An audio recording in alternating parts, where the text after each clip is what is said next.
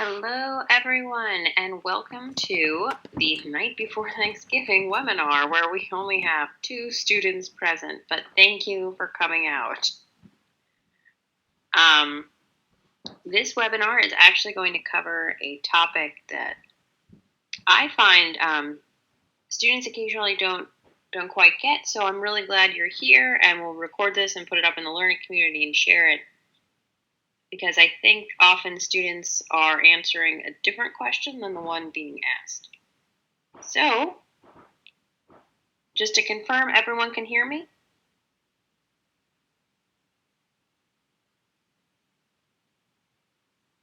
Oh, we just got another attendee in the room. That is very exciting. And can everyone hear me clearly?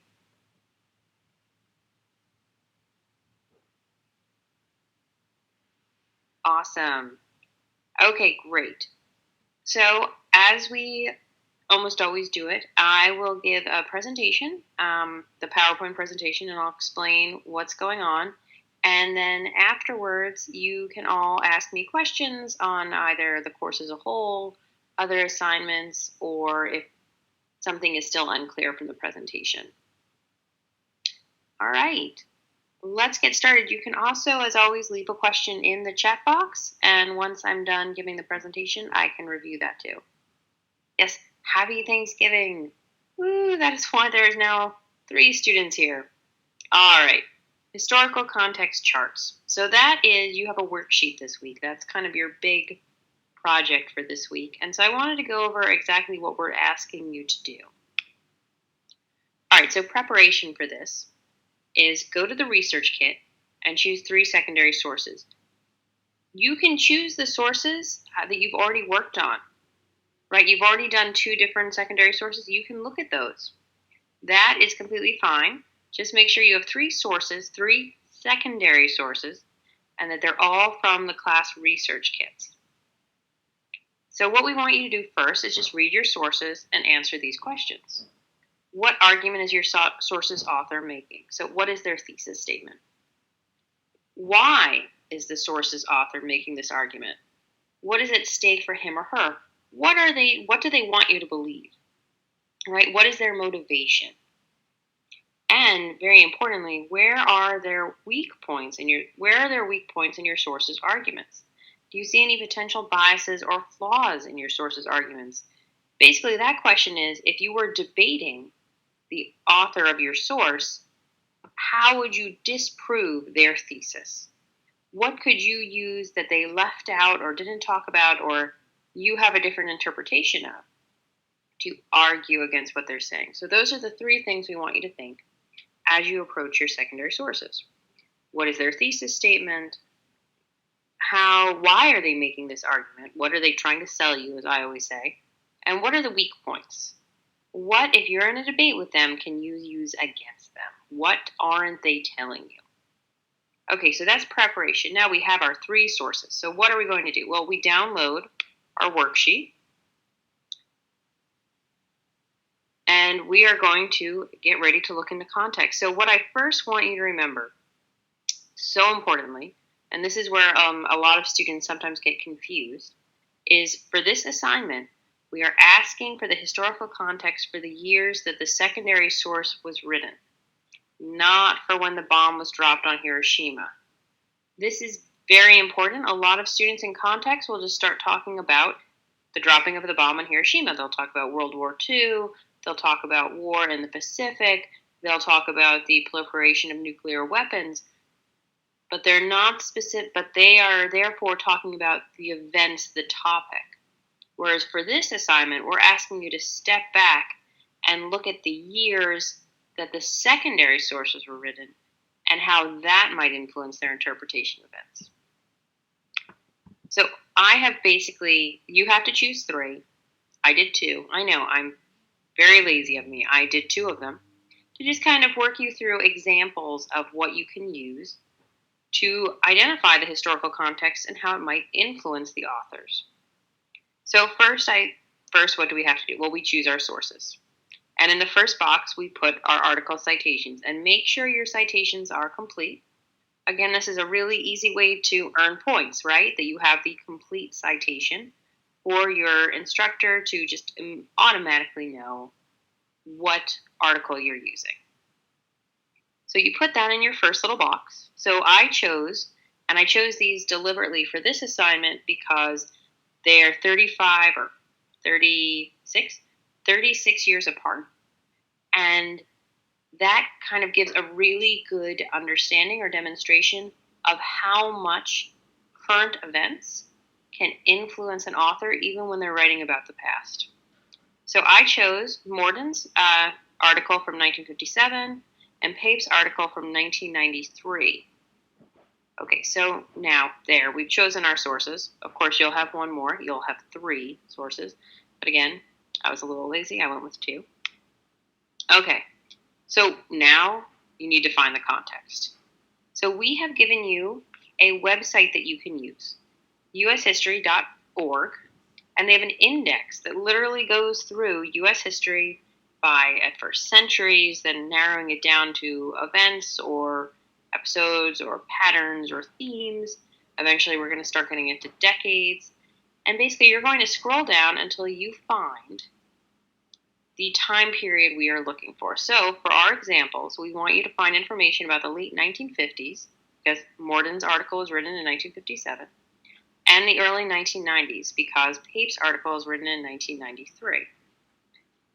This website, by the way, ushistory.org, is both on the worksheet and it's actually also on your theme page. So you can click it there or on the worksheet. So you can get right there. But if you can't find it either of those places, it's going to be in this webinar and also in the PowerPoint in the learning community. Now, before we go and look at the late 1950s and the early 1990s to discuss context for these 2 articles, I also, again, and this I think is just because students get wrapped up in when they do identify the context and what's going on. But so Morden's article comes out in 1957.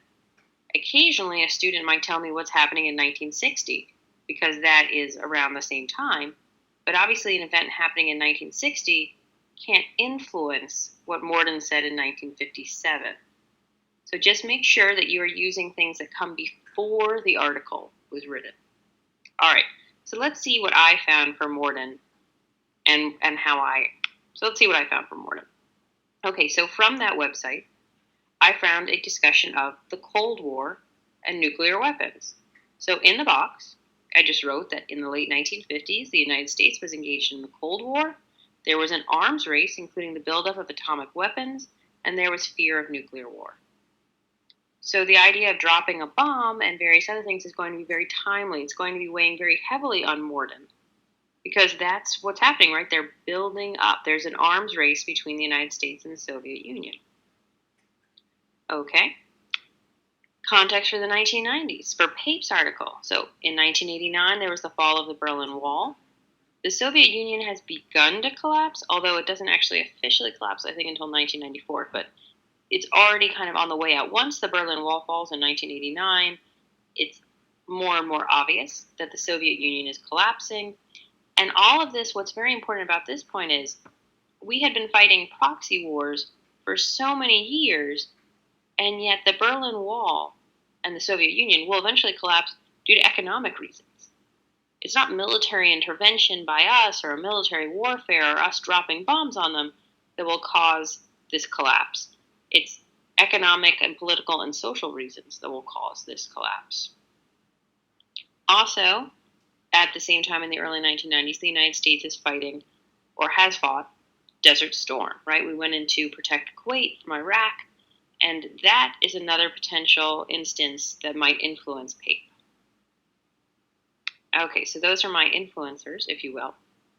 So now it's my discussion on how does historical context influence the author. So for Morden, I argued that Morden believed the decision to drop the bomb was justified because it ended World War II. He may have believed it was necessary because he was living in a nuclear age and feared nuclear war with the Soviet Union, and he wanted the Soviets to know that the U.S. was not afraid to use their nuclear weapons, nor did they regret doing so. So basically, his justification of the need to use the weapon, the nuclear weapon, could be tied up in his belief that during the Cold War, it might be necessary for the United States to use a nuclear weapon.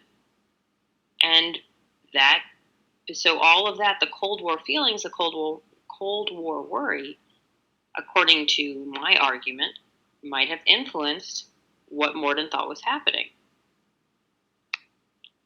Next, for Pape, I'm going to argue that Pape believed that dropping bombs on the enemy was not productive, right? That's what he says in his article, and did not actually help military causes. And he may have been influenced by the fact that the Soviet Union was collapsing without any overt military actions by the United States after decades of proxy war, right? That we didn't have any bombing runs. Now, interestingly, and later on that will come in with Pape, of course, in the later 1990s, the United States will actually do several bombing runs as various other parts of our history and foreign policy to this very day. But Pape will be arguing from that point that it doesn't actually help us, it doesn't actually get it done. And my argument here is that it's the collapse of the Soviet Union that's done almost without a shot fired in a way at this point that will lead him to see it this way. So those are how I link up my historical context and how it might have influenced the author for two very different areas. So for my wrap-up, you want to make sure that you filled out the information on the worksheet for all three of your secondary sources. Again, I did 2 for this example, but you need 3. You want to double check your spelling and your grammar as always. You're going to submit it to theme 531. And then you're going to go and eat leftovers, just lots of leftovers. Okay, so that's the presentation on historical context and what we're asking you to do in this assignment. So, do you have any questions about this assignment, another assignment this week, or your course?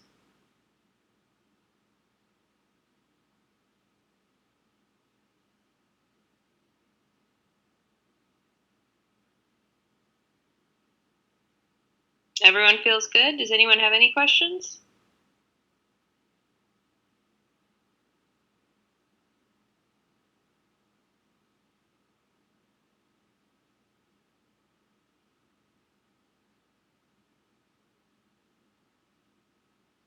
I do see a student typing. Oh, no questions. All right, so we're just all super excited about Thanksgiving, and we're like, oh, well, this completely explains the assignment. Oh, wonderful. Okay, so remember that this week you also have a discussion forum. So remember to get into that. However, tomorrow being Thanksgiving and then Friday you guys have off. So you don't have to respond to the discussion forum. So if you haven't responded by tomorrow night, you will not be considered late. If you have time, if you haven't already commented though, you might want to do it now so that on Saturday you're not suddenly trying to get back into school mode. But other than that, if there are no questions, then I guess we are good to go. This webinar will be posted in the learning community along with the PowerPoint.